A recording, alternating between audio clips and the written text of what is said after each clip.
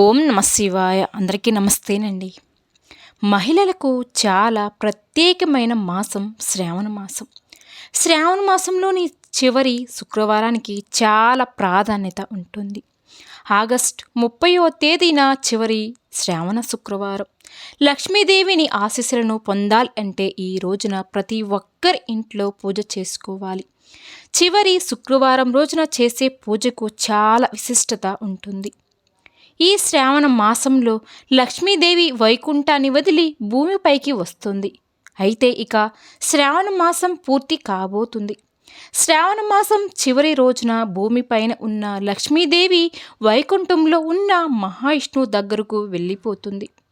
లక్ష్మీదేవి వైకుంఠానికి వెళ్ళే ముందు ఈ శ్రావణ మాసం అంతా ఎవరైతే భక్తి శ్రద్ధలతో అమ్మవారికి పూజలు చేస్తారో, అలాగే వరలక్ష్మి వ్రతాన్ని ఆచరిస్తారో అలాంటి వారందరికీ అష్టైశ్వర్యాలు ప్రసాదించి వైకుంఠానికి చేరుకుంటుంది.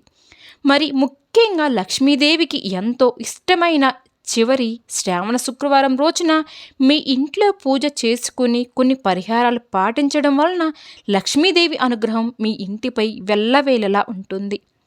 కాబట్టి లక్ష్మీదేవిని సంతోషపరచడానికి ఈ చివరి శ్రావణ శుక్రవారం రోజున ఇంట్లో తప్పకుండా పూజ చేసుకోవాలి. ఈ శ్రావణ శుక్రవారం రోజున స్త్రీలు ఉదయాన్నే నిద్రలేచి ఇల్లంతా శుభ్రం చేసుకుని గడపలకు పసుపు రాసి కుంకుమ బొట్టు పెట్టి ఇంట్లో పూజను ప్రారంభించాలి. ఈ చివరి శుక్రవారం రోజున ప్రతి ఒక్కరూ కూడా మీ ఇంటి ముందు అష్టదళ ముగ్గును వేసుకోవాలి. అష్టదళ ముగ్గు అంటే లక్ష్మీదేవికి ఎంతో ఇష్టం. ఈ ముగ్గు ఉన్న ఇంట్లోకి వెంటనే లక్ష్మీదేవి అడుగు మోస్తుంది. కాబట్టి ఈ శుక్రవారం రోజున ప్రతి ఒక్కరు కూడా మీ ఇంటి ముందు అష్టదళ ముగ్గును వేసి ముగ్గుపై పసుపు కుంకుమలను వెయ్యండి. అలాగే ఈ చివరి శుక్రవారం నాడు మీ ఇంటి ప్రధాన తలుపుల మీద గంధముతో ఒక సత్విక్ గుర్తును కూడా వెయ్యండి.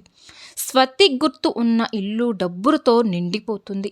మరి ముఖ్యంగా ఈ చివరి శుక్రవారం రోజున మీ ఇంటి తలుపుల మీద స్వస్తిక్ గుర్తు వేస్తే 7 తరాల ఐశ్వర్యం మీ ఇంటికి ఖచ్చితంగా లభిస్తుంది.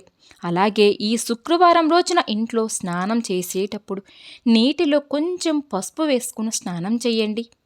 ఇలా స్నానం చేయడం వలన లక్ష్మీదేవి అనుగ్రహంతో మీ ఇంటికి సంపద వర్ణిస్తుంది. ముఖ్యంగా ఈ చివరి శ్రావణ శుక్రవారం రోజున ఏది చేసినా చేయకపోయినా సరే మీ ఇంట్లో ఖచ్చితంగా ఉప్పు దీపం వెలిగించాలి. ఉప్పు దీపం అంటే ఐశ్వర్య దీపం అని అర్థం. ఈ శుక్రవారం రోజున ఎవరైతే ఇంట్లో ఐశ్వర్య దీపం వెలిగిస్తారో అలాంటి వాళ్ళ ఇళ్లల్లో కష్టాలే ఉండవు. ఇల్లంతా ఐశ్వర్యంతో నిండిపోతుంది. ఐశ్వర్య దీపం చాలా శక్తివంతమైనది. కాబట్టి ప్రతి ఒక్కరూ శుక్రవారం రోజున ఉదయం కానీ సాయంత్రం కానీ ఇంట్లో ఐశ్వర్య దీపంని వెలిగించండి. లక్ష్మీదేవికి ఎర్రటి గులాబీల పూలు అంటే చాలా ఇష్టం. కాబట్టి ఈ శుక్రవారం ఇంట్లో పూజ చేసేటప్పుడు లక్ష్మీదేవి పటానికి 5 గులాబీ పూలను పెట్టి ఇంట్లో పూజ చేస్తే చాలా మంచిది. అలాగే ఈ రోజున పూజ చేసేటప్పుడు ఒక రాగి చెంబు నిండా నీళ్లు పోసి అందులో కొన్ని తులసి ఆకులను వేసి మీ పూజ గదిలో పెట్టి పూజ చేయాలి. పూజ పూర్తయిన తర్వాత ఈ నీటిని తీర్థంగా లాగా స్వీకరించాలి. ఈ శుక్రవారం రోజున ఈ నీటిని తాగడం వల్ల మీ కుటుంబమంతా ఆయుష్ ఆరోగ్యంతో సిరి సంపదలతో జీవిస్తారు. శుక్రవారం రోజున పూజ చేసేవాళ్ళు ఆడవాళ్ళు పచ్చ రంగులో ఉన్న చీరను కట్టుకొని ఇంట్లో పూజ చేసుకుంటే చాలా మంచిది. మనం సాధారణంగా ఇంట్లో పూజ చేసేటప్పుడు ఒక దీపం మాత్రమే వెలిగిస్తాము.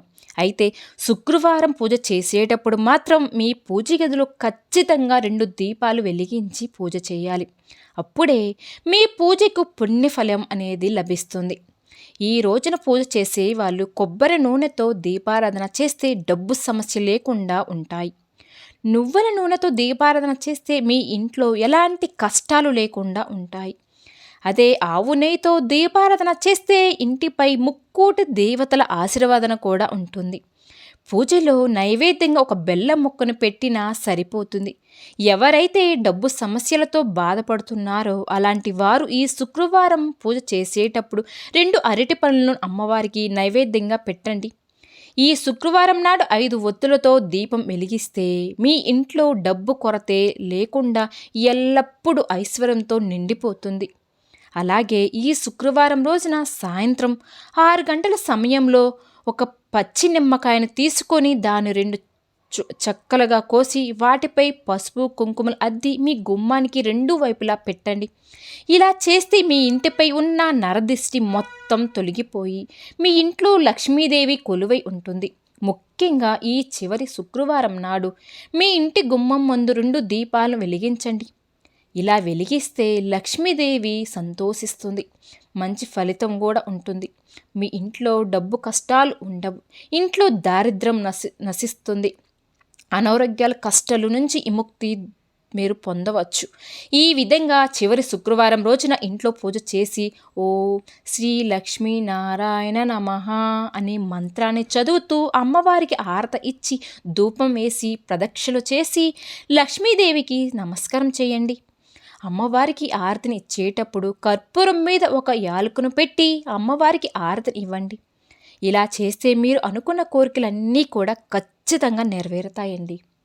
ఈ రోజున ఇంట్లో పూజ చేసేటప్పుడు మీ పూజ గదిలో 11 రూపాయల బిళ్ళలు పెట్టి పూజ చేయాలి. పూజ పూర్తయిన తర్వాత వీటిని బీరువాలో పెట్టుకోండి. తులసి మొక్కలో లక్ష్మీదేవి కొలువై ఉంటుంది కాబట్టి ఈ చివరి శుక్రవారం నాడు తులసి మొక్క దగ్గర దీపం వెలిగించి 3 ప్రదక్షిణ చేస్తే స్త్రీలకు దీర్ఘ సుమంగళి ప్రాప్తిస్తుంది. అలాగే ఈ శుక్రవారం రోజున ఒక రావి ఆకును ఇంటికి తెచ్చి బీరువాలో పెట్టుకుంటే మీకున్న అప్పులన్నీ కూడా త్వరగా తీరిపోతాయి. ఈ చివరి శ్రావణ శుక్రవారం రోజున రాత్రి నిద్రపోయే ముందు ఒక గాజు గిన్నెలో 2 చెంచాల రాళ్ళ ఉప్పు 4 లవంగాలు వేసి మీ ఇంట్లో ఒక మూలన పెట్టండి. మరుసటి రోజు ఉదయం శనివారం రోజున ఈ ఉప్పును తీసి ఎవరు తిరగని చోట పడేయండి. ఇలా చేయడం వలన మీ ఇంట్లోకి డబ్బు రావడం ప్రారంభమవుతుంది. ప్రతి శుక్రవారం స్త్రీలు ఖచ్చితంగా ఎరుపు రంగు గాజులు వేసుకోవాలి.